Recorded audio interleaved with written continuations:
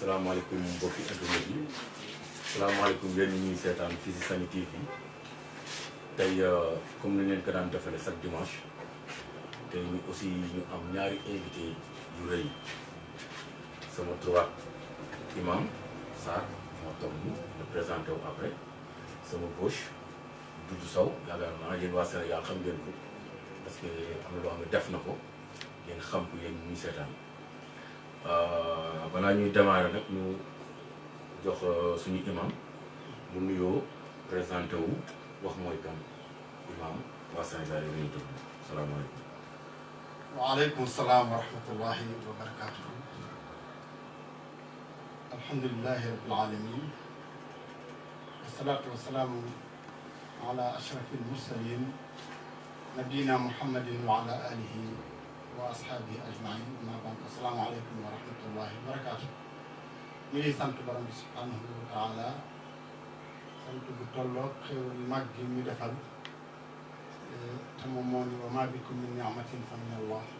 xéwal bu waay am rek si borom bi subhanahu wa taala la jóge di julli si ngën ji mu nekk alayhi salaam di wax ni man seen mbokk la Birama Sarr maanaam Pape Sarr wala Imam Sarr bu dee fii si Tëngéej maay président du conseil de quartier de Diourbel bu dee à la cité comico 4 Yëmbal man maay imam ratib masjid Choura la mosquée du consensus. Voilà donc tey ma ñëwoon fii waxtaan ak waa adduna ñu nuyu képp koo xam ne yaa ngi seetaan fii si Samy TV ñaan yàlla sama kàddu bi fekk la si jàmm yi. waaw waa Sénégal gis ngeen kooku mooy imam Sarr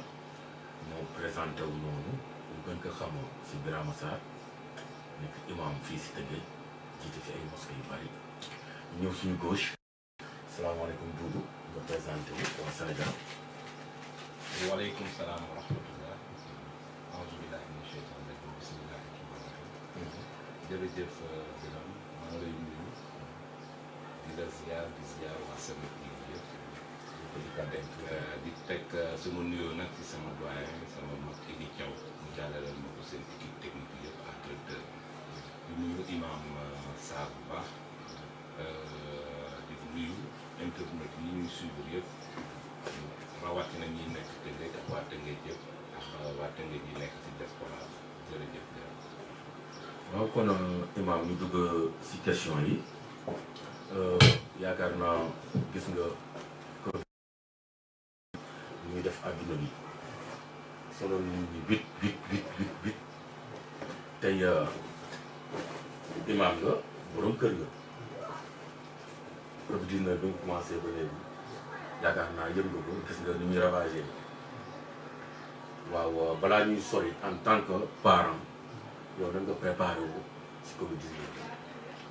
nan nga sensibiliser sa waa kër ak sa waa gox. waaw alhamdulilah rabbil alamin maa ngi commencé gërëm si invitation bi yow ak say caméraman nag ñu koy liggéeyal yëpp. di nuyu bu baax nag sama frère bi ma toog nii sa yéen bi teel bi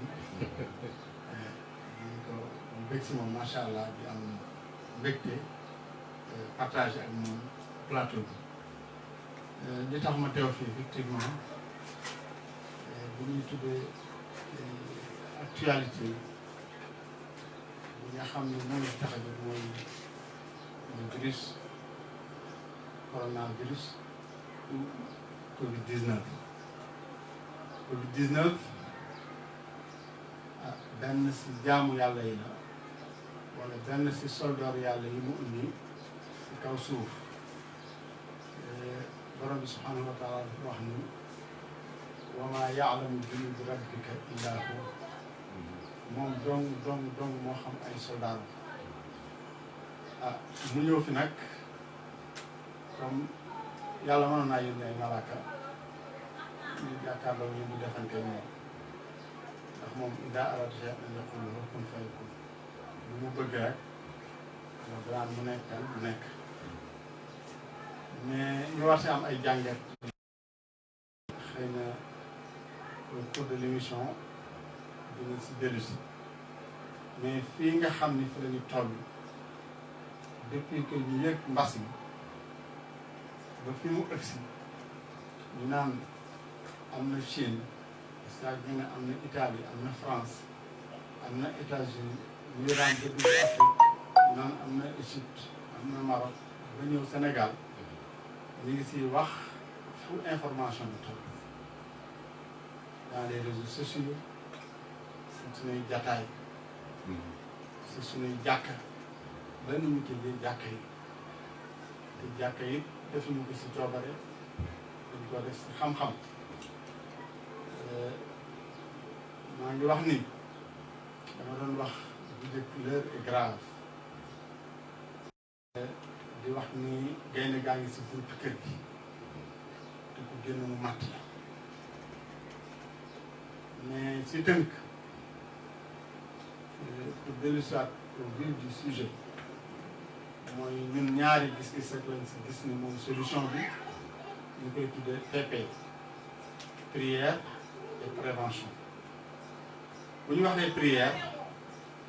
ñu bàyyi seen xel si ñaan lay def wala julli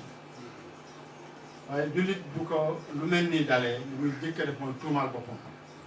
xam ni tooñ na borom ñu tuub ndax loolu mooy suñu baax depuis maam ba si ñi nga xam ne mooy ñu baax ñi ñu àndal tey boo demee seeni téere ñu bañ doon guddal nañ si épilogué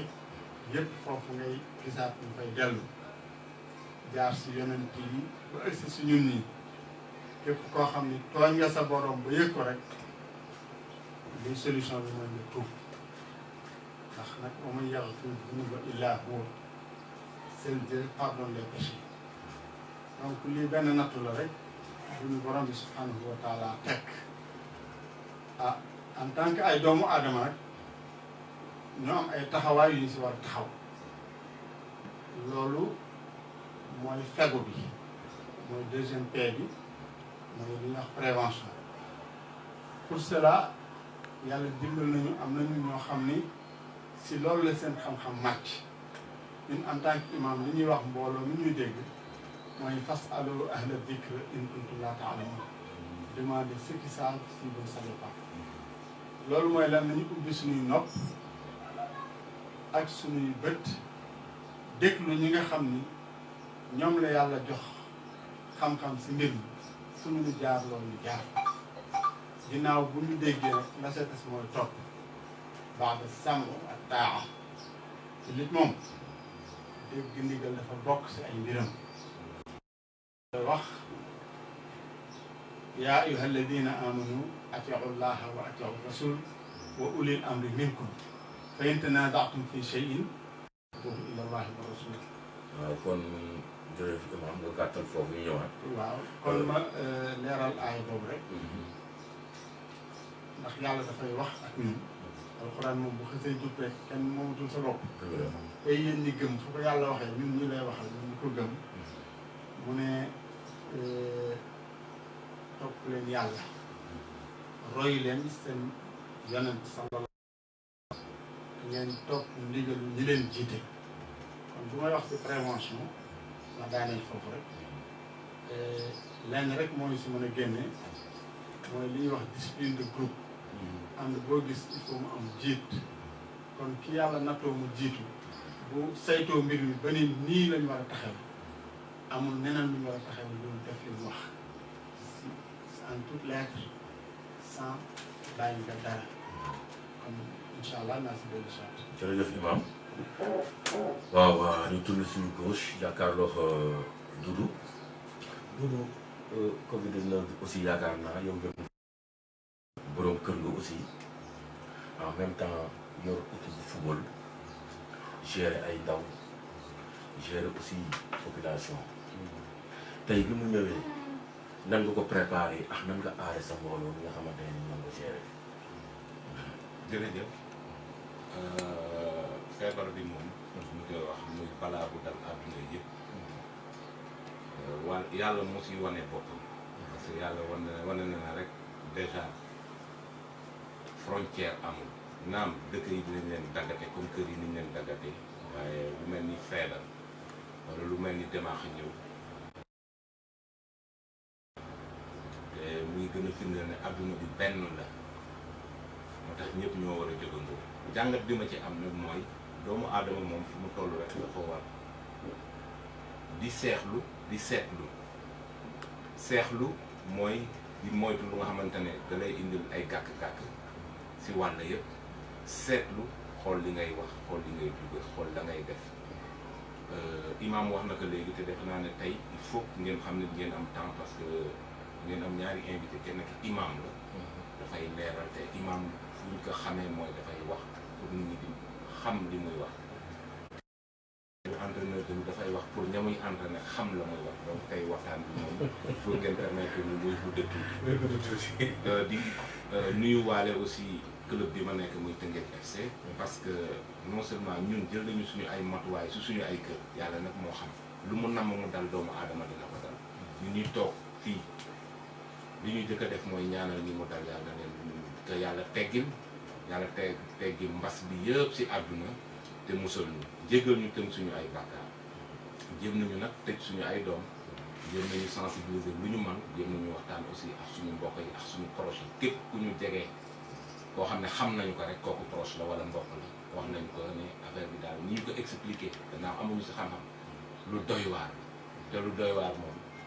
da nga ko war a moytu balaa ngay waaru si loolu Teungueth FC bi ñu nekk aussi defe naa mooy si club yi jëkk a jël seen matuwaay ma si saluer le président Babacar Ndiaye di si saluer le directeur sportif Alassane Dia dañu teel a arrêté activité yi loolu lépp pour sàmm seen bopp mais sàmm aussi ñi nga xam ne ñooy nekk tey di leen liggéeyal si club bi yëpp waaye sàmmaale nag askanu Sénégal ak sàmmaale àdduna donc mbir mi daal mooy nañu moytu te ñaan ba pare fagaru xoolaat suñu bopp la parce que xoolaat suñu bopp loolu moom sax domaine imam la mais est-ce que duñu wax lan lañ def yàlla question boobu yaa koy posé sa bopp ne est-ce que man li ma koy jaamoo normal na est-ce que aussi bu demee ba tëj buntu bërëb yi nga xam ne fa lañ koy jaamoo même buñ demee bu ñu neexee sax ñu tudd ba église ñooñu gëm nañu yàlla mais yàlla bu tëjee bërëb yi ñu koy jaamoo war nañ xoolaat ne est-ce que ni ñu koy jaamoo sell na parce que këram moom moo ko moom te bu gisee ne loo xamante ne ndëgam ñun nit yi rek suñu kër bu ñu si jotee lu ñu naqari dinañ ci wax asma nag suñu borom subhanahu wa taala. waaw imam suñu deuxième question tey ak feebar bi nu mu duggee Sénégal mais par rapport ak Teungueth am na canal boo xamante ne nii ñaar sax laay wax di traversé biir Teungueth jëm ba géej yow yaay président conseil du quartier ñu jox ko yaakaar naa man nga si wax lu bari cat gi yéen fan si toll. alhamdulilahi rabbil alamin ñu ngi santaat yàlla subhanahu wa taala di wax ni bala maa de ñëw si question bi nga xam ne moo jëm si canal bi dinaa prolonger tuuti rek si mesures yi ñu jël par rapport ak Covid-19 bi parce que en tant que président conseil de quartier yàlla daf ñoo nattoo ñu dëkk si dëkk waaye boo xam ne dafa xaw a xat ñuy wax promiscuité ñu amoon ay laago mooy lu mel ni grand place ñu ko di dund di jaxasoo lool dafa bokk si li ma doon wax léegi muy consigne des autorités médicales ñuy wax la distanciation comme suñu diggante bi di ñëwee respecté nañ ko ni ñu soriwoo le port des masques. Pour cela ak le confinement proprement dit maanaam des sa kër kenn ku nekk toog sa kër ndax virus bi amul ay tànk mais li ma doon wax léegi nii l'heure est grave ñoo xatuñ ko ni dañoo wax l'heure est extrêmement grave. Pourquoi on dit que l'heure est extrêmement grave mooy les premiers cas xamoon nañ fu mu jógee dañ doon wax tant de cas importés kenn tuddi woon cas communautaire parce que yaa ngi ñu ne tant de cas de contact ñu xam ni ki indi feebar bi xam nañ ko mën nañ koo topp xool ñi mu jigéen ñi mu riisoon test leen xam ba xam am nañ ko wala amuñu ko boobu ba daa waxoon ni c'est déjà grave par rapport à nos maigres moyens comme ñi am moyen pour lutter contre le fléau ñoo toll fi ñu toll je peux citer Espagne États-Unis France Italie waxuma laa ñun ñi nga xam ni macha allah suñuy dara matul pour cela moo tax ñu war a gën a góorgóorlu si mettre un frein un stop à cette transmission. Pourquoi je dis que l'heure est extrêmement grave maintenant dafa am lu ñuy wax des contagions par cas communautaire. lan mooy cas communautaire mooy koo xam ni feebar bi seet nañ ko fekk ko si moom te xamuñu fu mu ko jëlee xamuñu kañ la ko fa jëlee xamuñu maanaam ñan la wàll. waaw parce que booy xool Sénégalais yi loolu moo leen sax gën a tiital parce que cas communautaire ñu bëri xamuñu ko cas communautaire mooy yi nga xam ne daf ko am te xamuñu fan la ko jëlee te si biir loolu mën na ko wàll ñeneen parce que nee nañ feebar day am 14 jours si yow 14 jours yooyu mën na ko wàll ñeneen moo tax may la yan prévention ngeen jël yéen si canal bi nga xamante ne dafa jaar bi risque yow man sa côté laay wax. waaw maa ngi ñëw si question bi c'est que fii ñu toll si prévention bi fii la mbir mi ëppee solo ñun dañoo sol suñu daaw man ak l'adjoint au délégué maa ngi koy nuyu au passage Ousmane Ndoye ñu koy wax et tout ak suñu président de la commission environnement sol suñu daal porte à porte dugg si kër gi dajale famille wax leen nañu bàyyi xel digle yi nga xam ne moo jóge si autorité sanitaire yi ak autorité étatique xam ngeen ni Diokoul c'est un quartier appelé vraiment un quartier traditionnel xam ngeen ni dañ ngeen ñuy défier la police durant les temps de couvre-feu yooyu ñun en tant que ay mag ay responsable dañoo am sasu jéem koo xeex donc foofu la sunu lutte jukkoon a nekk foofu la sunu lutte jukkoon a nekk moo waral ñu doon dem porte à porte ndax coronavirus en fait virus la boo xam ni daray canal bi yitteelu canal bi moo si doon ñëw mais si ñëw dans le cadre de la lutte contre l'insalubrité wala yu demee noonu mais actuellement li ñu yitteel te tax ñoo daje fi muy le virus Covid-19 li ñu laaj mooy wut ay saabu yu doy placé ko si suñuy buntu kër ku ëgsi balaa def dara raxas ay loxoom à défaut ñu wut ay gel comme ni ngeen teg ni seen kanam ñu koy def si loxo bi gel bi du pour combattre le virus mais da koy fixer da koy stabiliser parce que c'est un gel hydroalcoolique son rôle essentiel n'est pas pour tuer le virus mais da koy fixer de sorte que du ko mën a transmettre à quelqu'un d'autre mais bi si ëpp solo mooy ñu bàyyi kii naan kaas jox moroomam ñu bàyyi tey lay wax quoi. mais grand pape kon ñu arrêté ataay. déedéet vous pouvez trouver des cartouches agités dem naa si ay bërëb yoo xam foofu biir Diokoul fekk leen fi ñu toog dinaa ataay mën leen c'est dangereux kenn ku nekk na jàpp ne am naa ko te c'est lâche nga am feebar di ko transmettre sa morom donc mbir mi mooy nañu bàyyi jàpp caayin kenn ku nekk naan jox sa morom loolu benn la beneen bi ñëw booy nuyoo joxe loxo loolu du nuyoo si l'islam. mais imam xam nga Sénégal non xam nga Sénégal fii amuñu ay moyens lu ñu am mooy jënd 300 ci ataaya gars yi bokk fii xam nga rek fii loolu moo fi am tey est-ce que mënuñu jël beneen solution boo xam ne mën nañ toog nag ataaya te bañ a bokkante kaas. voilà moom laa wax ma ne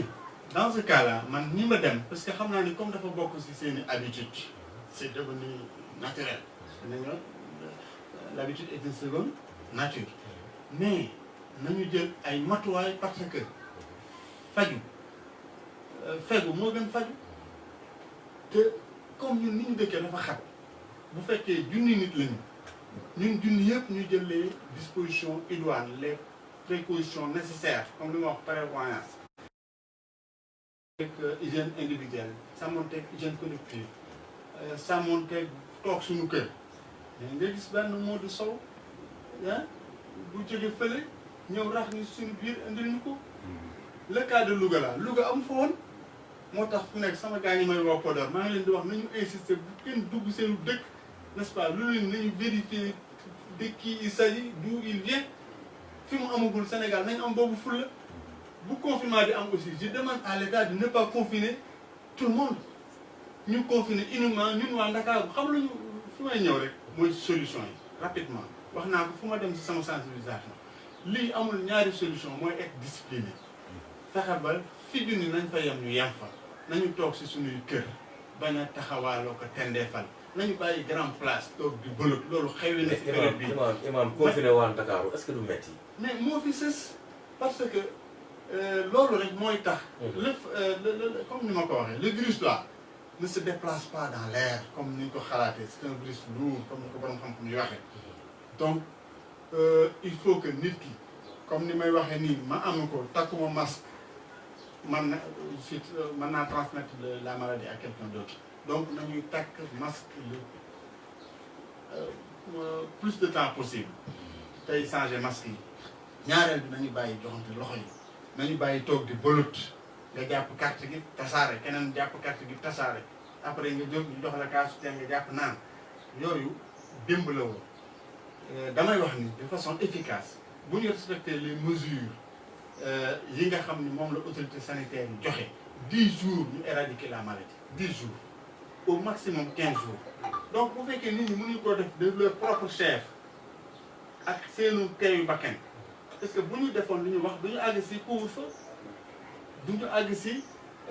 comment dirais-je état d'urgence. waaw Sénégal yow dafa dëgër bopp. voilà donc li ñuy wax nit ñi ñun man li may wax adduna bi waa Sénégal mooy feebar bi amul tànk.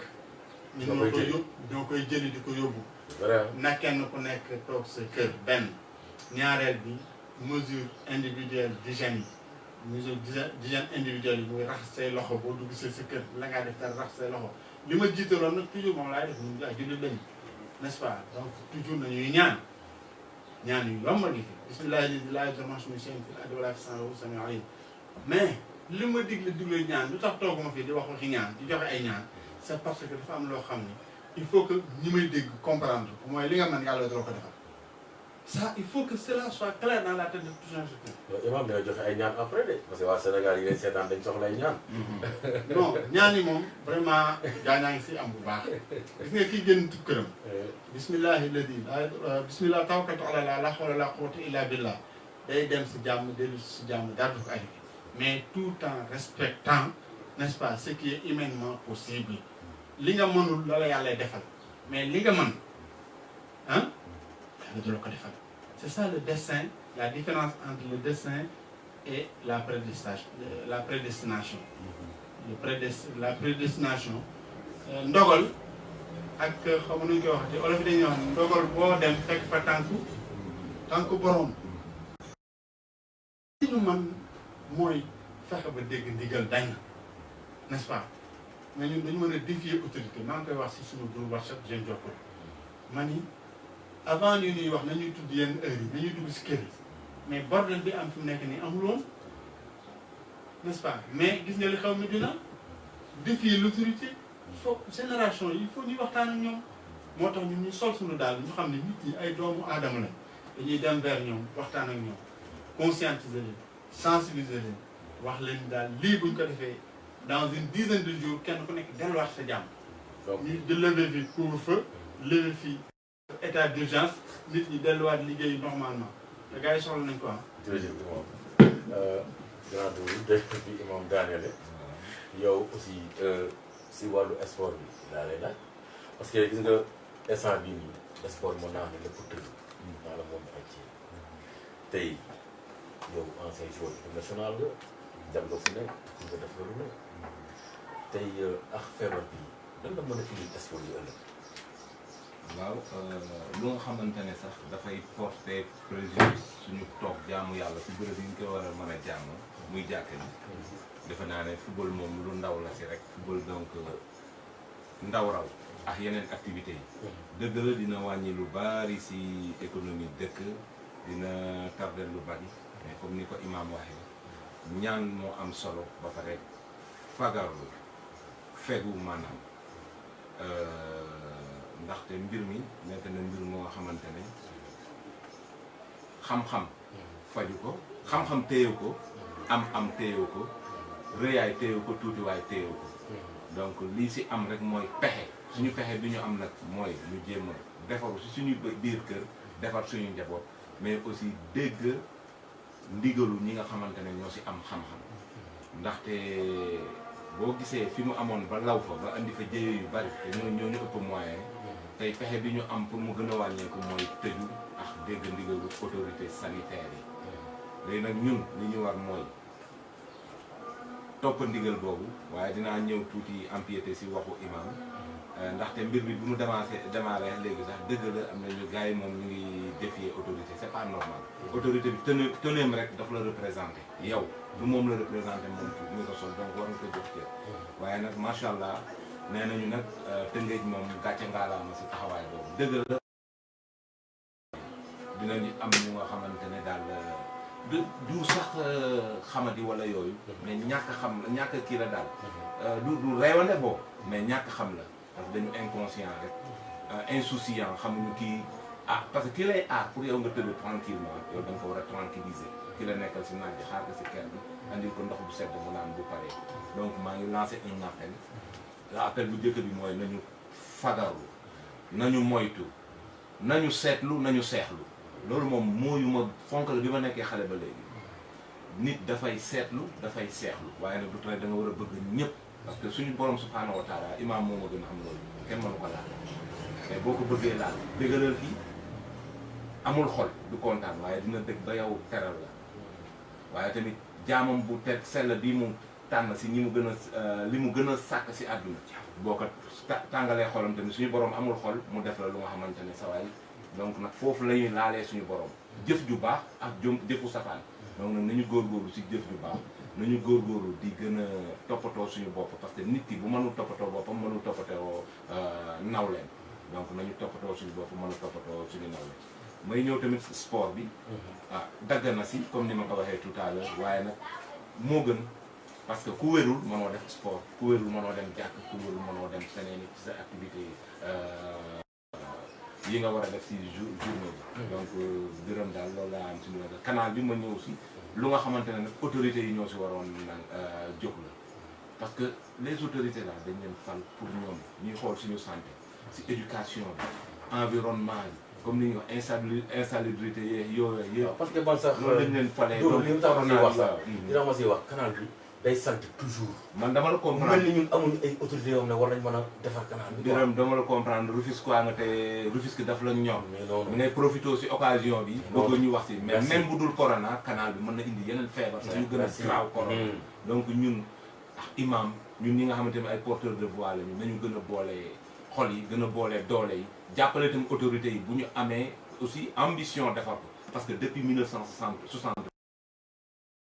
nii la ñu mel suñu dëkk bi nii la mel dafay gën a dégradé wu lu fi yokk mooy un Biram wala un Idrissa Thiaw bu jël alalam dem tabax këram loolu rek a fi avancement si dëkk bi mais yi si des yëpp yi fi tubaab bi defoon moom lañ fi bàyyi muy gën a dégradé wu ñu naan diw la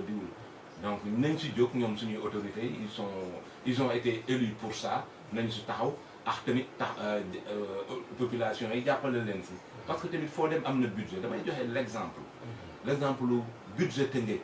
bu ñu doon def chaque année ñu jël budget bi yëpp def ko si benn quartier moins de 12 ans Tëngéej nekk fii wala ñu def budget bi benn année ñu def ko si 3 quartiers 5 quartiers mais moins de 12 ans Tëngéej dàq États-Unis mais yooyu organisation nag lay laaj dafay fekk population yi ànd si wala ñu xam ni ñu koy dispatching waaye bu fekkente ne lépp dañ koy politiser waxu Tëngéej taxul may wax mais adduna du dox tey ñu ngi wax ne diw ak diw muy jàppale dëkkam un footballeur wala ñu nekk ci secteur privé bi mais loolu ñi si war a jiitu mooy autorité yi parce que dañ leen fal pour ñoom ñu defar dëkk bi, dañ leen fal pour ñoom ñu taxawu waa dëkk bi ñu ngi def nag seen kem kantan mais doyul parce que bu doyoon yii am avant corona bi du fi am canal bi warul mel nii yeneen ak yeneen liggéeyu xale yi ñun am nañu ay usines à Rufisque moo tax may wax parce que waane weesul nga wax xale yi am nañ fi ay usines na si waa usine bi waa usines yi jàppale xale yi Tëngéej ñii nga xam ne tamit comme ñu ngi yor ay activités ñu nga xam ne xale yi Tëngéej xam nañ si nañu si jàpp mais nag li xew tey ne këtt ni jonn mooy corona bi doomu ndey doomu bàyyi nañu góorgóorlu waslu si suñu àq pour suñu bopp pour suñuy ñooñ aussi mën a ñoŋ ëllëg. waaw yéen waa Sénégal yéen ngi fi Samy TV di seetaan seen émission seen ci Covid 19 bi ñu dugg suñu deuxième partie waaw Imam tey da ngay dégg toujours man naa xam ne le monde entier ku nekk day gaas mais corona bi warul tax ñu dem ñu tëj jàkka yi ñu tëj jumaa yi waaw nañ ubbi jàkka yi ñaan si borom bi ñii ne non non wóorul ku ne nañ julli seeni kër jamonoy Muhammad sallallahu alayhi wa sallam amoon na lu leen expliqué mais imam loolu yow yaa ngi gën a xam pour nga leeral waa Sénégal ndax yoon la ñu tëj jàkk ji ndax feebar bi wala dañ war a julli si jàkk ji dem ñaan pour di teg si tegee suñu borom. waaw alhamdulilah allahumma laa ilma lana illa ma allamtana innaka anta al-alim al-hakim. maa ngi remercier bu baax sama mbàjjen bi Sow parce que li ma waroon wax si boobu boor yëpp daanaka ni wax na ko yaakaar naa depuis que ñu tëj jàkka ji ak léegi mu am 3 semaines ku koy wax imam ratib la bu daan jiite si ay jumaa yu wuute ñetti jumaa waaw maa ngi nuyu sama mbokk yi nga xam ni waa Colobane yi maa ngi leen di namm naa leen waa Sococim waa Guédiawaye mais surtout waa Cité Comico conséquence su tëj jàkka yi ñun dañ see waxtaan 1 semaine avant muy am moo tax bi mu amee bett ni dèjà jël nañ suñuy disposition suñuy matuwaay parce que àdduna moo tëddee noonu ba wut benn groupe WhatsApp pour que jàkka ji continuer di dund waa jàkka yi di déggante di gisante di xam seeni information parce que ñun suñu jàkk ñu tudd la mosquée du consensus masjid du Choura mu am benn commission scientifique boo xam ni am na ay diététicien clinicien labo infirmier et cetera ñooñu dañ dox samedi dimanche ñu si waxtaan mais di lundi au vendredi dañuy waxtaan ci waxtaanu diine lundi am nañ fekk mooy fahmul Quran wa sunna mooy comprendre sa religion dañ koy am de 11h jusqu'à 20h te ustaas yoo xam ne ay macha allah ay kilifa ci diine ji ñuy waxtaan ñu leen di laaj ñu tontu bu dee le mardi ñu am tawxiid mooy aqida pas-pas parce que lu sellu dara du baax ak ustaas bu koy def te bi ñu am ay mbokk jàng alxuraan donc man ci élèves yi laay bokk imam ratib jàng Faatiha waxee loolu Sénégal ñu dara duñ comprendre mais yow mi dem bitim réew xam nga ni imam day toog yenn waa jóge fële ñu jàngal Faatiha ndax alxuraan mooy mbir mi mu am siira muy jeudi siira moom mooy l'histoire du prophète sallallahu alayhi wa sallam et de ses compagnons ba egsi si ñoom suñu Tuubaa ñoom moom moo rek loolu mooy siira l'histoire de l'islam mu am vendredi minbarul aïma boobu ñun man ak sama yeneen ñaari mbokk imam ñun ñoo koy animé donc ñun jóg nañu avant ñu tëj jàkka yi parce que xamoon nañu loolu mooy solution bi yoon saa sant dafa wax mbas bu amee bërëb sàngam bu fa kenn dem bu mu fa fekk ñu nga toog di gën a oyof pour nit ñi comprendre nit lii du islam dafay protéger l'individu yoon saa sant daf ni ku lekk soble ku reere lu xeeñ lu mel ni laaj bu ñëw suñu jàkk voilà nag koo xam day indi feebar bu wàlle donc loolu biñu si épilogué parce que liñ si war a wax borom xam-xam yi macha allah wax na ba ñuy ñëw si aali kale bi mooy li nga xam ne c'est à notre niveau après nag canal bi mooy sama mbir parce que ma xam ku tëggee xam na sama taxawaay si canal bi amul tele bu ma taxawul wax ne canal bi wala canal yi je suis le seul président de conseil de quartier entouré directement par 2 canaux à ciel ouvert mu amoon ñu njariñ lool nag ndax kenn musul dégg Jokkul inondé na en tout cas man bu ma juddoo 61 ba tey jii mosuma dégg inondation bu Jokkul bu dégg fii tamit daawul inondé fii ñu nekk nii ba daaw day commencé ak daaw bi lu tax parce que dañ koy teg espèce de centre commercial fatt canal le canal là bi ñu fatt na adduna bi diaspora bi adduna bi xam ni c'est une œuvre coloniale qui a été bien étudiée construit entre 1888 et 1919 en 30 ans la ko colon yi defar 1919 ba 1993 date de la déviation du canal man fa laa juddoo ba yore fa sama njaboot musuma takk moustiquaire xaw ma luy moustiquaire xaw ma luy yoon canal boobu suñu génération yëpp foofu lañ jàngee fii ndax canal bi daal am de l'eau claire ndox mi di dugg di génn donc comme ni ma wax rek c'est toujours la main humaine n'est-ce pas mooy yàqu lu yàqu moo ko yàqu zaharal fasaadu fil barri wal bahri bimaa kasabat aydin naas yàqute gi fi tasaaroo si kaw suuf yëpp loxol doomu aadama ci ne alors mais yooyu yëpp malgré ni ñu ko doon dund demoon nañ ba ñun à l'époque ñu créé benn amicale tuddee ko Acotricale amicale des habitants de la corniche du phare et du canal dévié pour tort bi nga xam ni déviation boobu indi nañu ko ñu jëm koo réparer def nañ sa lu ñu mën à son temps dans les années 90 ba tële maintenant alhamdulilah bi ñu demee ba avec la naissance des conseils de quartier yàlla nattoo ma mu fal ma président conseil de quartier ñu continuer lutte boobu li am ci canal yi du dara lu dul canal amatu fi ay rigole moo fi am lu tax ma ni canal amatu fi yéen waxte ngeen xam ngeen ni man ku ñëw sama kër di nga ko gis benn mbalit boo xam ni à la veille des élections présidentielles de février 2019 la madame Sall selon les informations que nous avons eues joxe ñu génn mbalit mi parce que bëgguñu woon l'opposition campagne mbalit moom 2018 ba léegi moo fa mbalit mi ñu génne woon à la veille des élections ba léegi ba tey jii bu ñu demee 2018 ba 2020 mu ngi mbalit maa ngi fi. waaw mais pourquoi mbalit moomu. imaam mu nekk foofu 2018 ba 2020 yéen nekk foofu di ko seetaan ba heure bii. waaw xam nga ku nekk dafay am loo mën. yenn saa daf ñu jox ñetti solution pour régler un problème ñetti étape pour régler pour solutionner un problème bi si jëkk moo ma ne kantan ma ne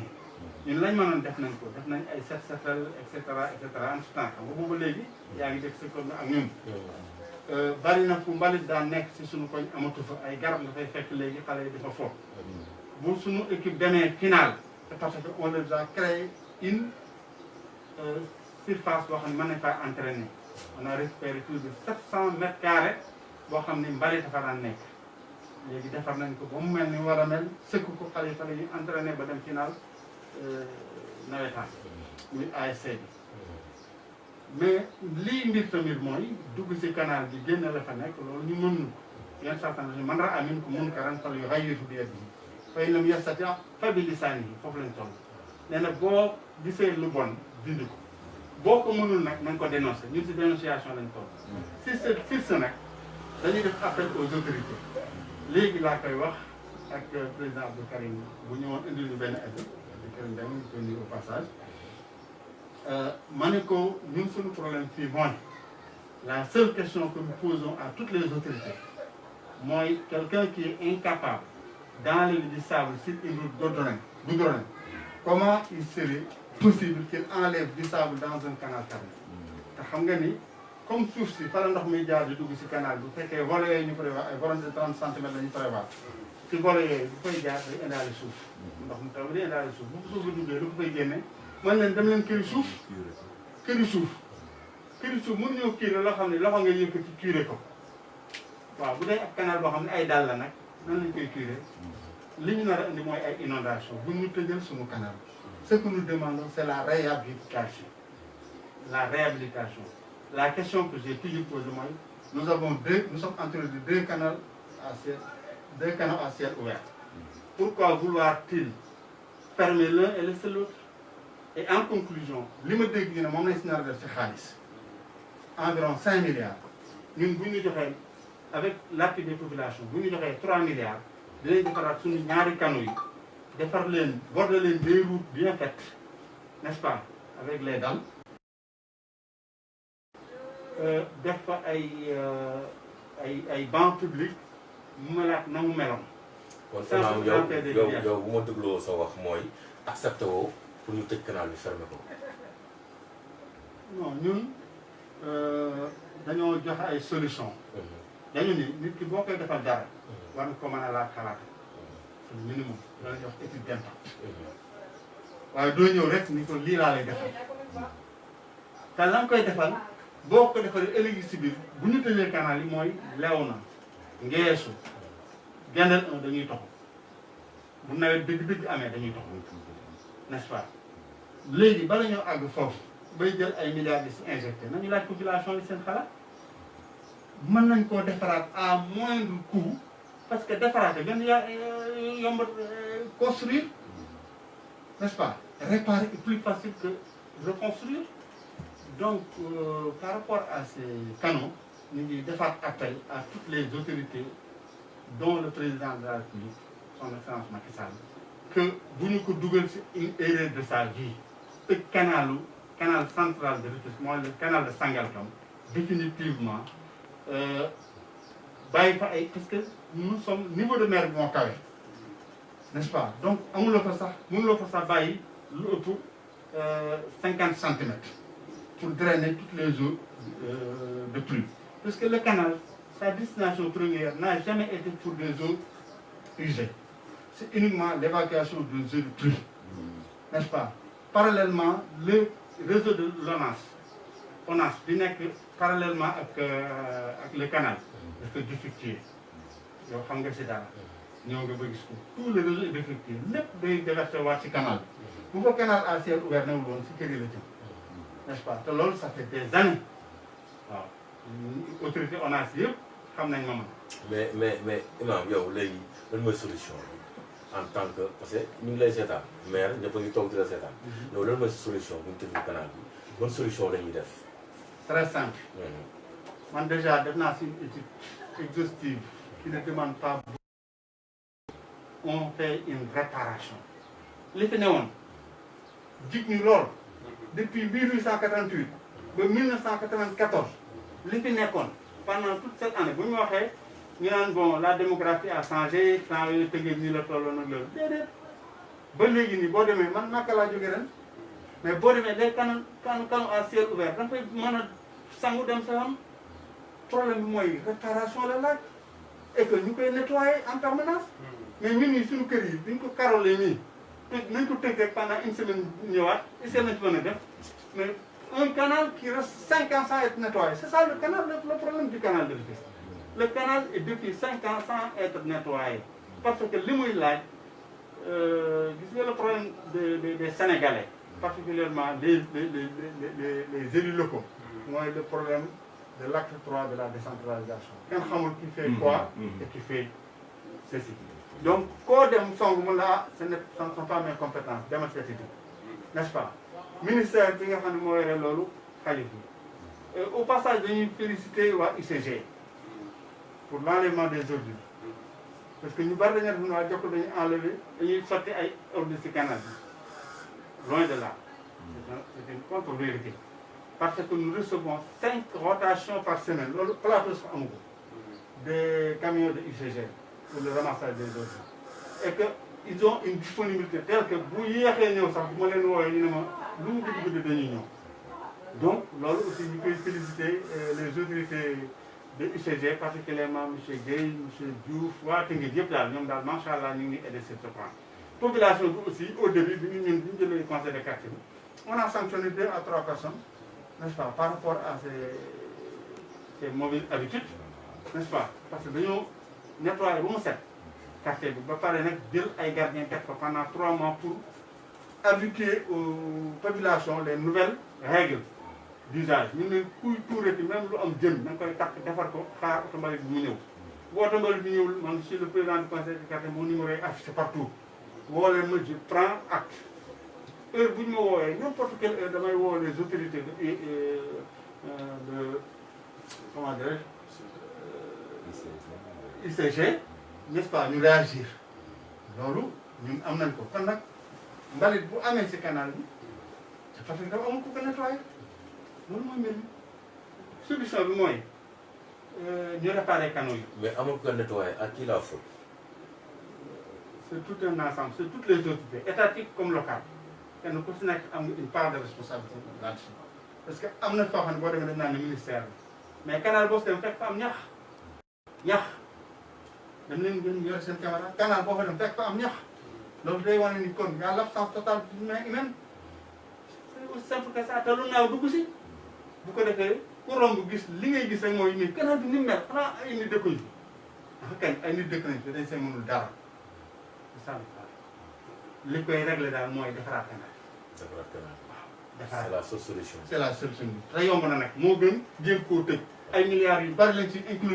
engloutir ba pare ça ne réglera que ça ne créera que des problèmes après bu taw bi ñëwee ñu xam si daal. ok imam jërëjëf Doudou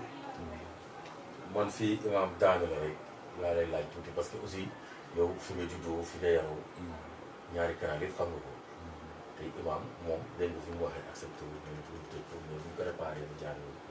yow aussi porteur de voix nga yow sa xalaat lan la si loolu si li imam moom ñu tëj ko wala bu ñu ko réparé waat ñu. waaw yéen a ngi rappelé parce que on devient nostalgique te bi ñu nekk ndaw dëgg nii di door a romb 50 ans ba am lu teg macha allah yaa nga yokku tey suñuy mag bi yàlla bàyyi leen fi xale yi ñu gudd fan fekk lépp am na lu ñu doon fekkee si canal bi nga xam ne moo ñu traversé fii parce que jamonoy nawet doon nañ gis ne sax ndox mi doon na ñëw set am ñu doon plongé si canal bi di si fay doon nañ dem aussi fii canal bi jàddee woon si ndette ndox mi da doon leer ba ñëw ba Valda suñuy nawla yi doon fay ba foofu jën yi dañuy doon ñëw ba foofu dama yaakaar ne dañu raté ay virage quoi parce que boo gisee tubaab yi defaroon loolu dañu xool Rufisque ni mu meloon entre parenthèses dinaa xalaat ne sama frère et ami Idi Thiaw moom bu ma ko jekku woon parce que acteur de développement rek ku xam lool localité yi la. non grand Idi dama koy invité. grand Idi moom dama koy invité. moom moo ñu gën a xam lii waaye nag comme ni ma la ko waxee yéen a ñuy fàttali lu rëy. te dama yaakaar ne canal yi ñi nga xam ne ñoo dëkk mooy riverains yi ñoo si dëkk bu ñu leen laajee seen xalaat ñoom li ñu siy gis te mu arrangé leen mooy gën a yomb si ñun ñi nga xam ne sax dañu ko xaw a sori tuuti naam jege nañu benn canal bi. ba sa def bu fekkoon dañ ko waroon fàtt du woon tey parce que buñ ko doon fàtte normalement Rufisque ni mu doon màggee canal yi dañu waroon màggee noonu parce que yoonu ndox la bu jógee ba àll ba léegi mën nañu wax Kounoune Ndiakane dem fépp donc avant canal bi ñuy wax fin canal bi ñu seq ñun Dangu ak Santhiaba Diorga ak Guy Àjjana dafa waroon màgg avant yenn dëkk yooyu di màgg parce que tubaab bi loolu la si gisoon boo gisee mu yemale woon foofu canal bi mais foofu moo doon foofu si àll bi la woon mais dafa ubbi foofu yoonu ndox bi pour mu ñëw teggi ñëpp teggi ñi nekk au nord ak ñi nekk au sud fenn daawul fees mais tey fi ñuy waxtaanee nii Birame Diorga moo ëpp suuf si Tëngéej Diorga day inondé mais damay tiit. Diorga day inondé. day inondé après nawet sax da ngay Diorga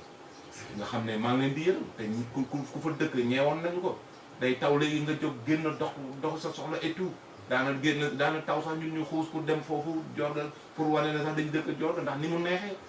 te bu ñuy football sax ñu taamu ji foofu Idi man dama témoigné moom bi ma cité léegi. dëgg la donc terrain fin canal bi dañ fi doon football bu nawet amee ñun ñëpp dañuy xëccoo foofu dem football mais léegi waxuma la sax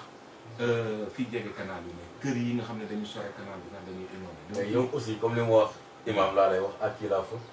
kan moo fautif. ñi fautif mooy suñu autorité yi fi jaar yëpp ah du ñu wax ki fi toog rek actuellement moom am na si part de responsabilité bu rëy parce que moo xewle nag kii xewle moom la ñu mën a joxoñ baaraam ne que ah boo mënee lii defal mooy exemple bi ma joxe tout à l'heure rek am na yoo xamante ne budget yi ñuy jox nii à droite sa waay imaam a ngi nii toog yàlla dane aj leen manque boo leen ko mënee te sabablu ko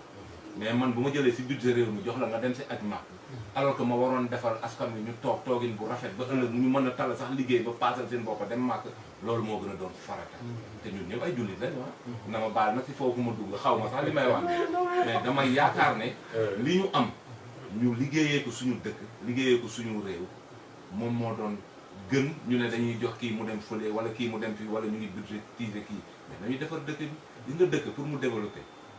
yàlla def nañu yaa ngi koy wax tout à l'heure ñu sax mënu ko waxal boppam tukki nañ ci dëkk yu bari mais si sama gis-gis bu gàtt dëkk pour mu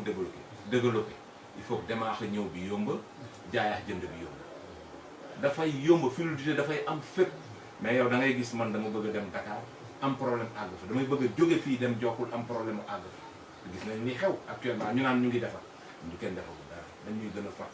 ñu gis yow nga yor sa magasin maa ngi wax léegi démarche ñëw bi may wax bëgg a dem Jokkul ma wax nag si njaayax jënd nga yor magasin yor t-shirt boo xam ne fi ñu ko defaree sa bos fi ñu ko defaree ak sam bos fi ñu ko defaree ñoo bokk yow ñu taxarloo magasin jëndkat ñëw nga ne ko 500 mu ñëw si man ma ne ko 1000. on n'est pas organisé ab dëkk dañ koy organiser Arabie Saoudite ñoo ñu ëpp xaalis fuuf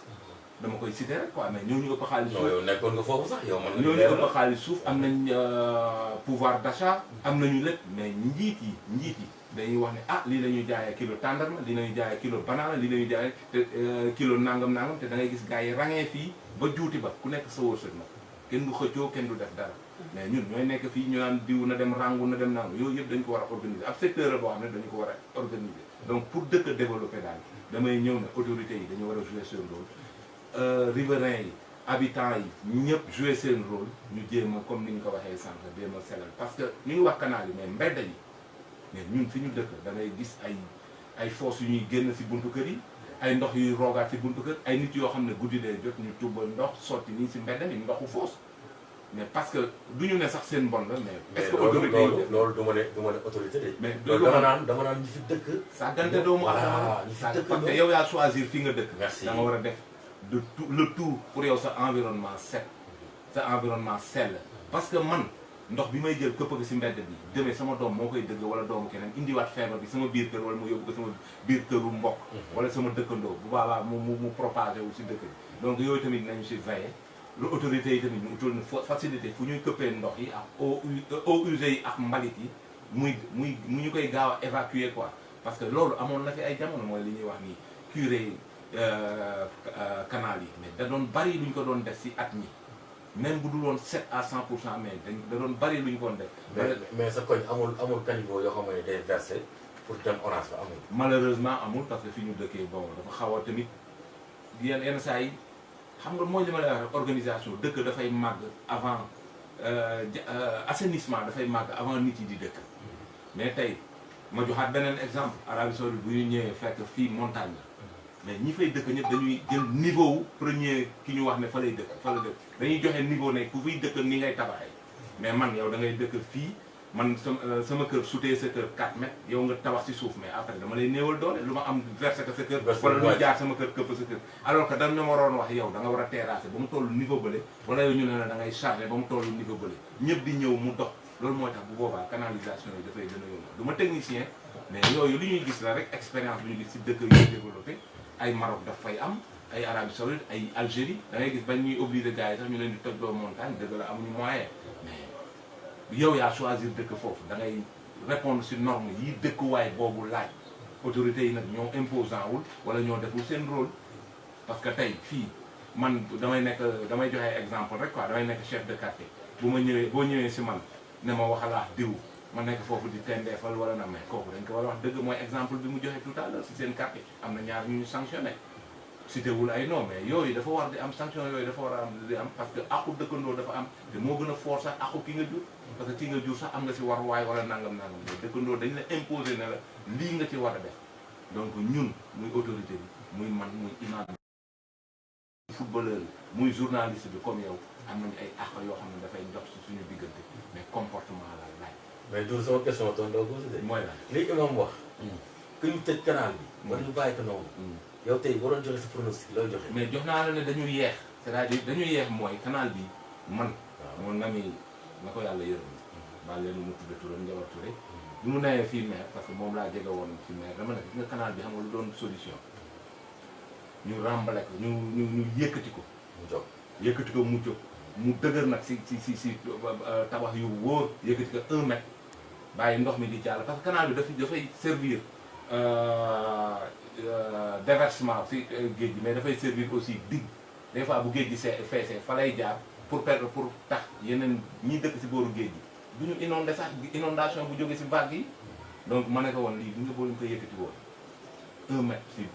ay mur yu wóor yoo xamante ne ay nan lañ koy xam lu ñu rembale quoi béton armé xam nga technique boobu yëkkati ko ba mu dëgër tëj ko ba pare def si kaw ay cantine mais loolu sawaay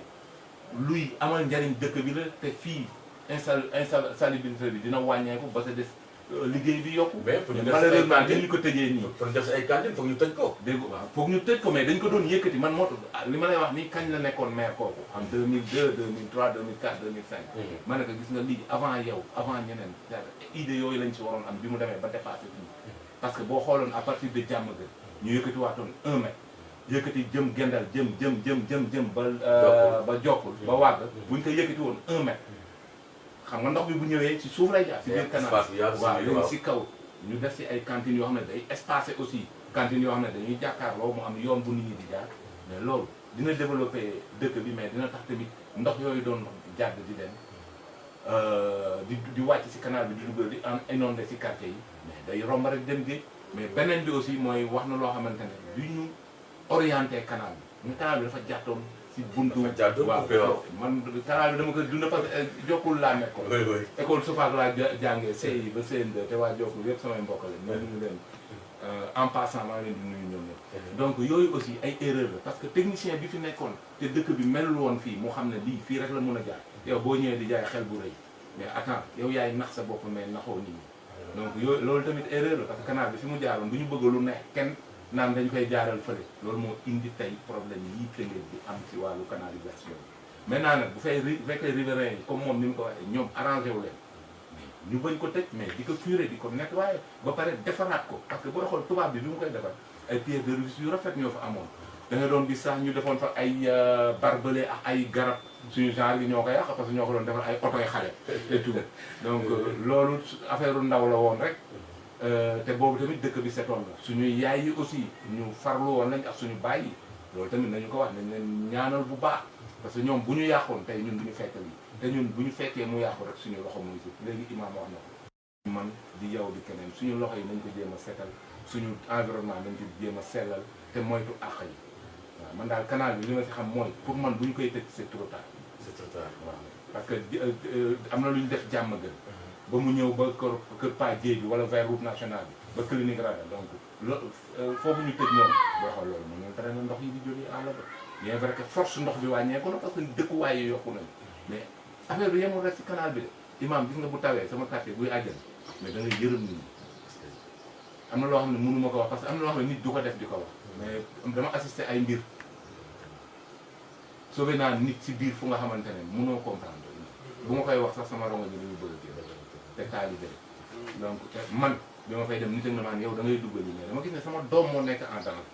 parce que sama doom bu newoon en danger nga dugga yow kon doom keneen bu newoon en danger nga dugg mais mbir mi du foofu rek même si kaw ay guy àjjana te xam wax naa bu ma tuddee Jorga mu ngi inondé ndaw raw ay wàgga ay Diamaguène ak yooyu guy àjjana donc canal bi nañ si xut cette solution riverains yi sonn nañ parce que bu ñu toogee fii di ko wax dañu sonn moo tax quoi ak yeneen waaw donc loolu moom dafa soxor ci question bi quoi. waaw gis ngeen yéen autorités yi yéen a ngi seetaan dégg ngeen li imam wax ak li Doudou wax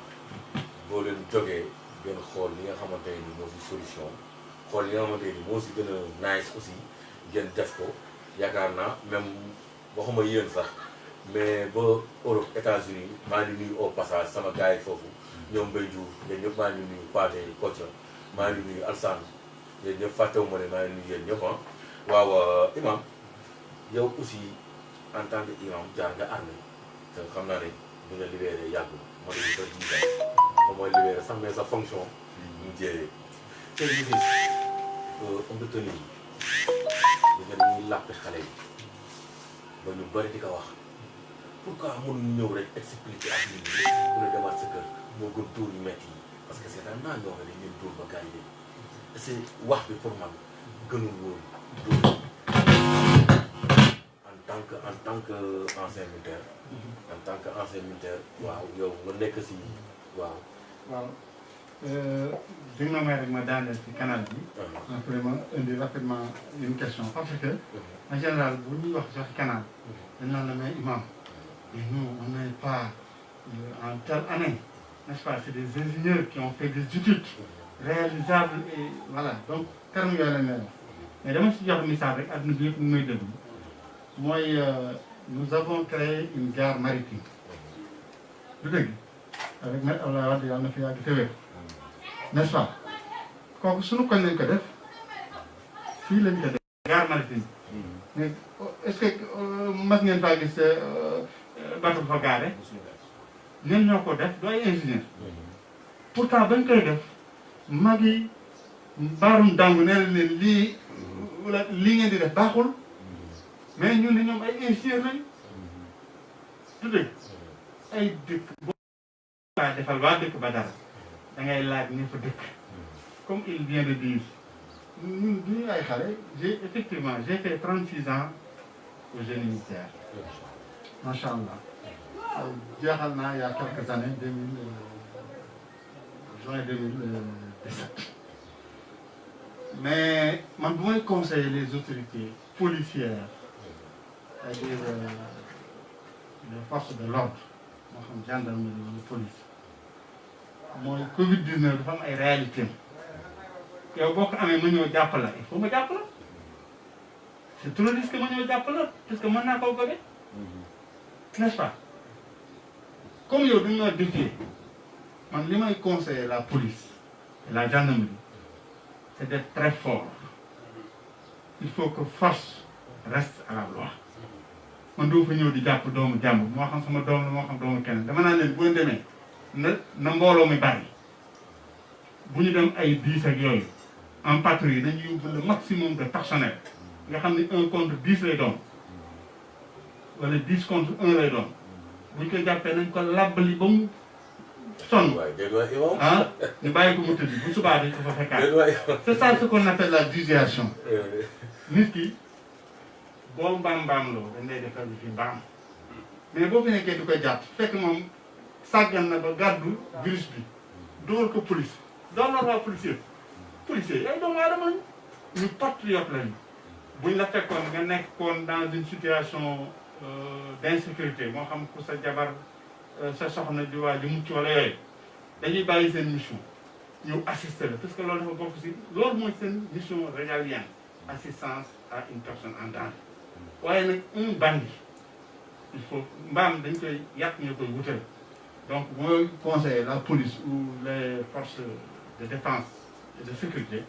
mooy bu ñuy dem patrouille dañuy yóbbaale matériel yu baax ay xale man ci moom dara waaw na adjudant yeeg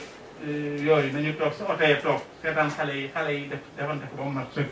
loolu la imam bi santaane jox la tàkk foofu moom sax attaque kon yow imam accepté nga lii policier yi di def waaye moom loolu laa leen di conseillé si duma ma ni di làpp gaay ku ñu bu ñuy dem daal leen rek lay bañ waaw ñu dem avec de petits moyens bu ñuy dem nañu yóbbu de gros moyens pour faire correctement leur mission un seul mot à mes patriotes policiers ou gendarmes c'est le terrain qui commande Doudou ñu ñëw si yow suñu imam wax yow borom kër ga yor sa njaboot tey mu génn benn heure bi ñu làpp ko yow loolu mooy sa réaction waaw donc balaa may wax ci force de l'ordre yi damay wax ci ñun civil yi quoi ñun ñoo war a am benn comportement bu nga xamante ni vraiment c'est responsable parce que wax naa ko tout à l'heure ki nga xam ne mu ngi daw pour suñu jàmm mu ngi daw pour suñu sécurité defe naa ñun ñoo ko war a mën a dooleel donc nañu yokk góorgóorlu si loolu yokk farlu li nga may wax nag si xëy na man jànguma droit jànguma yooyu mais bu ñu tamit di juum parce que wax nañu ne nul n'est censé ignorer la loi mais am na ñoo xam ne dañ koy yow da ngay représenter la loi boo ñëwee jéemal sensibiliser d'abord ba nga gis ku nga xamante ne dafa contre yow li ngay doxal damay joxe exemple bi mbir mi démarré en Europe dama gis benn reportage ci tubaab yi jàpp nañu ku jigéen ku weex ne ko yow xamoo ne dañu tere kuy dox heure bi mu ne si je sais waaw mais est-ce que xam nga ne dañ lay defal amende mu ne xam naa ne dañ may defal amende mais parce que fii laa war a toog mais dama war a fanaani fële ci sama sœur mu ne ko mais terewul dañ lay defal amende mu ne d'accord donc ñoom ñëpp ànd nañu à discipline muy homme de tenue bi muy dem tase ku ñuul ne ko yow xamoo ne dañuy tere kuy dox ba heure bi mu ne je sais très bien waaye nag dama ne woon si urgence ñu ne ko même loo nekk si urgence am na lu ko war a justifier xam nga ne dañ lay infliger amende mu ne ne loolu nangu naa ko parce que urgence ba tamit waruma ko woon bàyyi donc pour ñëw si Sénégal ñun aussi des fois ñun ñooy yee orgueil wala boog meru le policier wala le militaire wala le gendarme bi nga xamante ne journée bi yëpp mu ngi soucié wu tey nan lay fexe ba dëkk bi am ordre parce que ñoom maintien de l'ordre moo fi nekk bu fekk ordre amul nag ñu rétablir ko mooy ñooñu ñuy làbbali parce que dañu créer désordre ñoom maintenir ordre ñoo fi nekk wala rétablir ordre maintenir ordre mooy fi mu ne nii nee nañ ne ordre am ñun ñëpp nañ di wëy rek ci loolu bañ a provoquer mais kii teggi charte yi nag tey bu ñu waxee imam encore damay ñëwaat si mbiram si domaine am bu ñu waxee ne ku sàcc dañuy dagg loxo boo sàccee ñu dagg sa loxo kii dagg sa loxo moo dagg sa loxo déet yaa dagg sa loxo boppam. mais Doudou est-ce que juum amul. non juum dafay am mais tamit am na feneen am loo xam ne juum dafa am mais booy mooy baal ma mooy situation. situation mooy maanaam man maa ngi liggéey ji woon wàcc ñu tëj benn tali foofu tamit foofu la ñuy waxee juum ab sa mbokk collègue policier wala gendarme wala militaire ne non fii dañ ko tëj ñuy négocier ba ñu ubbi ma balaa may àgg sama kër 20 heures passé sa beneen naw la téye ma di ma dóor loolu aussi gars yi war nañ ko di éviter quoi parce que ñëpp mënuñu am autorisation waaye man li may wax imam conseiller na ay collègues am d'homme de tenue man damay conseiller les civils nañu galawaay du ay nañu yaru sax parce que koo wax yarul dafa sax yaruwul mais nañu xam ne tamit ñun àdduna dañ fi wàcc pour am benn comportement bi nit dañ ko war a jox même bu dul situation yi nit dañ ko war a jox gëddëm nit dañ ko war a jox gëddëm ma joxe exemple président Macky Sall magul fii ëpp fi xam-xam mais tey mooy président mu ngi nii ku bëgg wala nga bañ a bëgg ku àndax moom wala nga bañ a àndax moom da nga war a àndax gëddëm sinon ordre de rétablir sinon ñëpp feebar wala Sénégal mu mara day taal ñëpp des européens ya dañuy ñëw def fii tool def ko comme ni mu meloon avant ñoom ñuy jaay suñu maam yi njaam donc ñun nañu éviter sàmm li ñu am te damay wax africain yi wax sénégalais yi tey Sénégal ak Afrique ñoom ñooy terre yi gën a fertile moo ëpp espace tey si àdduna fenn mënuñu ji fenn fu mu saxee fu dul Sénégal mënuñu am nawet yu ëpp fu dul safara Afrique bi yëpp mënuñu am tamit fu nga xamante ne fa la richesse yi di génn fu dul Afrique donc ñun ñoo war a sàmmal suñu bopp am gëdd si suñu bopp am na lu nga xamante ne nit ki moo ko mën a xeexal boppam pour tëj question bi nga doon wax civil yi nañu xam ne ay civil lañu borom tën waaye nag lépp rek na am diplomatie ñuy naxante. mais balaa ñuy làqu daal dañ négocier ba pare. waaw bon nañ la mën a laaj. et puis tamit am na kilifa yoo xam ne boo ko xoolee sax nga xam ne kii urgence ay tax a tax muy ñëw. merci mais am na ñoo xamante ne nag dañu xamadi nag. parce que am na ñoom dañuy génn urgence. voilà loo xam ne lu mënul ñàkk. voilà tey sa jabar feebar sa doom feebar nga war a génn jënd ordonnance. ñu dajee yow di la dóor man fa laay waxee. parce que war nañ la laaj avant. avant ñu lay dóor quoi man fa laay waxee. mooy exemple bi ma jox rek. fii ci émission boobu ma seetaanoon en Europe. donc voilà si loolu mooy ñun daal ñun civil yi nañu jox gars yi seen cër parce que ñun lañu fi nekkal loolu. waaw kon yegsi nañ ci terme émission bi te gis ngeen seen émission toujours man gis ngeen ñu ma leen di indil ay ponk rek laa indi ngeen waa Sénégal waaw bu ma juumee nag ngeen ne dama juum waaw comme yegg nañ ci terme émission bi ñu tourné si imam tey looy tëjee. alhamdulilah ala kulli xaal di sant yàlla subhanahu wa taala waaw di sant waa Samy TV initiative locale que je salue à sa juste mesure. di ñaanal yàlla yàlla yokk seen mbir mi te barkeel ko ba ni ñuy déggee télévision yu mag yi ci dëkk bi yoo mën a yàlla nañu ko yàlla defal noonu. waaw di sant sama co-débatteur bi. ma xamoon ni ma laay fekk moom dinaa am lu ma ko indaale. mais di gërëm rawatina ñëpp ñoo xam ni ñu ngi si collectif de la défense des intérêts de Diokoul et quartier environnement.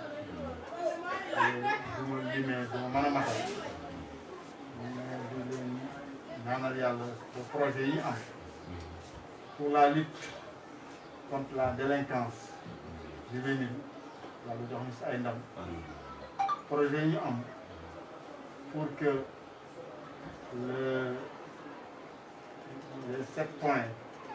que nous revendiquons soient résolus. Les 7 points, quel est les 7 points? Voilà, le point, la réhabilitation des 2 canaux à ciel ouvert. Donc, sous Dioy bu njëkk la. ñaareel bi le branchement au réseau de l'ONAS des habitants de Diokoul, parce que ñun mënuñoo nekk les quartiers qui reçoivent les eaux usées de Rufisque ba pare mu am ay population yoo xam ni ñoo dëkk à moins de 100 mètres de ces centraux te amuñu branchement à léegi mu nekk benn paradoxe boo xam ne vraiment ñu ngi koy jooy état na ko dégg dañoo bëgg ñu branché leen sans aucune condition parce que loolu lu jaadu. kii nekk HLM Khady Sow mi nekk HLM bu tuuree ndox wala Fatou Thiam mi nekk fii bu tuuree ndoxam bu fóotee pare day jël tuur ko si regaaram wala si douche mu dem Diokoul te Khady Sarr mi nekk Diokoul bu fóotee ba pare day yenn di tuuri géej loolu jaadu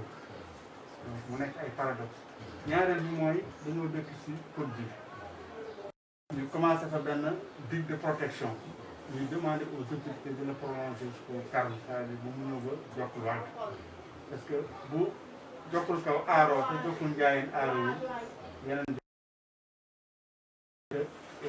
bu ñu defee littoral bi loolu mooy charme Tëngéej canal bi dafa bokk ci charme Tëngéej dafay am ay autorités françaises yu jël avion ñëw ba fii parce que seeni maam a ko fi defoon ñëw di seetaan canal mais bu ñëwee duñ sax bëgg a jël photo ndax dañuy am parce que dañ ko am seeni archive n'est-ce pas donc beaucoup de choses yu ma am si canal bi ñooñu ñoo ma ko xamal ñoo xam ne seeni maam ñoo tabaxoon canal bi. deuxième canal bi nga xam ne mooy canal bu Coxol bi mooy canal bi jëm jaar Dango dafa ñëw dans les années 57 entre 57 et 61 année boo juddoo si lañ ko defar. C'était parce que dañoo demoon ba le canal de Sangalkam mooy le canal principal ak le canal de Sangalkam ne donnait plus satisfaction pour éviter moo taxoon ñu tëb ko renforcer bi ba léegi ñu defaat beneen ceinture mooy le canal du nord loolu dañ tuddee le canal du nord boobu aussi fi mu nekk comme ni ñu ko waxee am na beneen rek cité Gabon mais boo xoolee toujours c'est la dégradation donc beneen bi ñu ngi siy gis ay jéego sax après notre marche mooy la route de Cité Gabon boulevard de Cité Gabon bi ñu commencé depuis 3 ans bàyyi ko foofu mu nekk dans le genre canal kenn àggale wu ko yeneen ni mooy les 2 voies qui ceinturent le canal numéro 2 te jaar Cité Filao ñaari tal yooyu dañoo dégradé wu n'est-ce pas kooku day laaj rek ñu defaraat ko moom àgg géej. waaw yooyu moom war nañu ko defaraat yooyu moom ñaari tal yooyu moom. waaw yooyu war nañu ko defaraat. waaw bi si des mooy nous demandons actuellement ni quai de pêche bi mel nga xam ni foofu amul benn sécurité amul benn lumière di quai de pêche ba fii ngay gis ba mu ñëw Fëruñ foofu moo nekkoon le charme de Rufisque yéen ñi nekkoon fii depuis dans les années 80 amuñu foofu bu lamp yi ma santaak moo dàqoon si Tëngéej la corniche n'est-ce pas actuellement c'est abandonné ay ni mel kenn du ko gis n'est-ce pas ñu réhabilité route boobu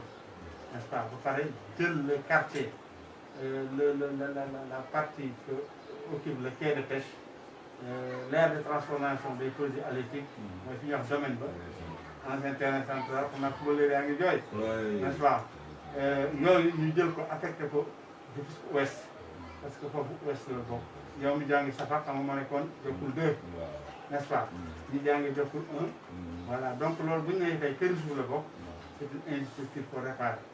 n'est-ce pas et le dernier point moom mooy comment dirais-je crois que j'ai cité tous les points voilà mooy la réhabilitation des routes comme ni ñu ko waxee rek et la réparation du réseau de l'ONAS bi nga xam ne moo nekk le long du canal waaw fu nekk ni tey maa ngi bàyyi waa Léona ñu waa Ndianène si loolu lañu yendu di gasaat seen tuyau bi pour branché waat ko et cetera parce que foofu yëpp ñoom mënuñu ñoo noy donc moo yooyu daal la ñuy dund alors di leen santaat di leen gërëm di sant ñi nga xam ne ñooy doon déglu Samy TV lu jub si wax bi mooy li si yéene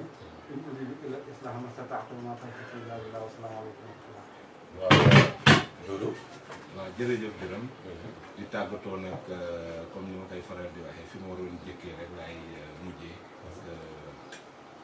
muy ku ma ñor waaye wax yonante bi suñuy wayjur la ñu am di sant suñu wayjur nag bu baax di ñaanal ñi dem wayjur yi dem yàlla leen yàlla yërëm suñu wayjur bu góor bokk ci yàlla yàlla xare leen àjjana suñu ñaan yàlla leen nangu may nuyuwaale sama yaay Adja Aram Samb si kër gi di nuyu waa Guy Àjjana waa Dam mais aussi waa Rufisque yëpp di dugg nag tuuti tëjee si domaine sport bi ak tuuti demoon développement si côté nord maire ville maire nord ak autorités yi nga xamante ne sont concernés nañu jàppale le nord parce que am na tali yu nga xam ne aussi damay empiété tuuti comme ni ma ko waxoon sànq imam dañu dégradé te fii ñuy mëne dafa nekk lu nga xam ne lu am solo tali bu jëm vers Youssou Mbargane dañu ko war a defar ak fépp fu mu pëlee nag parce que un hôpital moom dafa war a am accès bu yomb tali bu dem armée lu Dangu dañu ko war a defar mais si quartier kii yi aussi quartier traditionnel yi comme fi ñu toog nii tey yu mel ni ay Dangu yu mel ni Barsalam yu mel ni Santhiaba et tout war nañu xool accès bi dafa war di yomb loolu yëpp canalisation yi bokk na si ak aussi drainage eaux usées yi jàppale waale suñuy wéy jigéen ñi si sport bi nag li ma siy wax damay ñëw si mbiru Ngalandou Diouf ak le sport rufisquois particulièrement le football bu ma sañoon ñu gën a jàpp bokk ndey bokk baay naam defaral nañu stade bi lii moo fi ne nañ ko téyee nii mais waroon nañ mun a am benn stade bu multidimensionnel bu nga xam ne même le joueur de pétanque war na fa mën a am benn espace am bu muy jouer mais malheureusement ñun suñu bët moo tuuti rek parce que des un appel aux autorités des fois da ngay ñëw suba si stade bi nga bëgg a dugg mais stade c'est un lieu de vie boo demee si pays yi ñuy wax nii muy pays arabe yi muy pays tubaab yi et partout boo ñëwee stade fajar sax da ngay fekk màgget yi di daw wala xale yu ndaw yi di daw wala ñuy def sport di marche wala ñuy yéeg si tribune bi donc buñ ko di tëj parce que doo am joyau ak nu mu mënta mel rek na la doyal parce que li nga am na la gënal jamaawu keneen mais ñun nañ ko valoriser di may nit ñi ñu fay def sport mais buñ ko di tëj rek dafay mel ni dafa am ñu ko yeeyoo am ñu ko yeeyoo loolu nag message bu may lancer rek pour pousser tamit au Rufisquois ñuy def sport am na ay espace yoo xam ne mën nañ koy def ay piste de sport mais yooyu yëpp bu ñu toogee di si waxtaan ñun suñu domaine daal comme ni ma koy waxee sànq am nañu si ay xalaat mais bu ñu toogul si benn cadre xalaat changente ay idée defe naa ne sport bi du dox si tëngee donc nag ku nekkaat domaine maa ngi sant yàlla di julli si yonante bi di gërëm sama mbokk bi sama imam saareen bi di kontaan si kàddu bi fi yëkkati vraiment sawar lool aussi waxuma sax toogaax moom si émission mais incha allah dinaa si profité parce que tey déjà jàng naa lu bari si moom waaye du ma ko làqal dinaa jël ko ay coordonnées di gën a jàng jërëjëf Birame jërëjëf waa Samy TV yal na yàlla yëkkati leen si kaw. amiin Doudou waaw dañ jógoon sax pour tëj mais imam nee daf ma ñaan une seconde rek imam mu bañ a bari parce que émission bi su nekk nii jeex na. waaw jeex na tàkk waaw di leen nuyu di leen gërëm. mais ma am benn laaj boo laajoon. jotuma seen compte. actuellement dañu nekk si confinement. état jël ay vivres pour dimbali ñi nga xam ne ñooy les nécessités. ñun ñu nekk les représentants des populations. ñu le président du conseil de quartier. mais malheureusement damay wax fii ci seen toogaay bi ne li nga xam ne moom la ñu attribué ce n'est même pas ça ne fait même pas le 10% de nos besoins. Voilà loolu aussi ñu def appel à toutes les autorités ñu xoolaat bu baax a baax comme dañu bëgg a confiner surtout ñu waa Ndakaaru on risque d'aller vers un cours bu lii arrêté wu bu ñu discipliné wu ba lii arrêté on risque d'aller vers un confinement total te bu boobaa dina metti kon nag ñu ngi demandé autorités yi ñu gën ñoo gestu ñun par exemple waa Jokalante en tout cas ñun li ñu attribué ça ne fait même pas la moitié de nos besoins. bu ma waxee loolu aussi bëgguma joxe ay chiffres tey si loolu ñu yendu doon si réunir doon xool li fa jublu nuñ koy distribuer mais problème la ñu indi voilà donc mënu moom bañ a indi foofu sama leeral ñu demander également aux autorités de ñu bàyyi xel daal surtout nag par rapport ak éventuel confinement bu amee ñu xam ne am na ñoo xam ne soxla na leen ko parce que lu ëpp suñu ay vulnérable ay vulnérable lañ ko waaw waa Sénégal gis ngeen tey seen émission sensibilisation si Covid-19 bi tey ñu invité woon imam Birama Sarr di imam si Jokku tey à gauche ngeen gis Dour Sow di ancien international aussi ngeen gën ko xam parce que bi ma nee damay invité Dour Sow ak imam Sarr ñëpp dañuy toog seetaan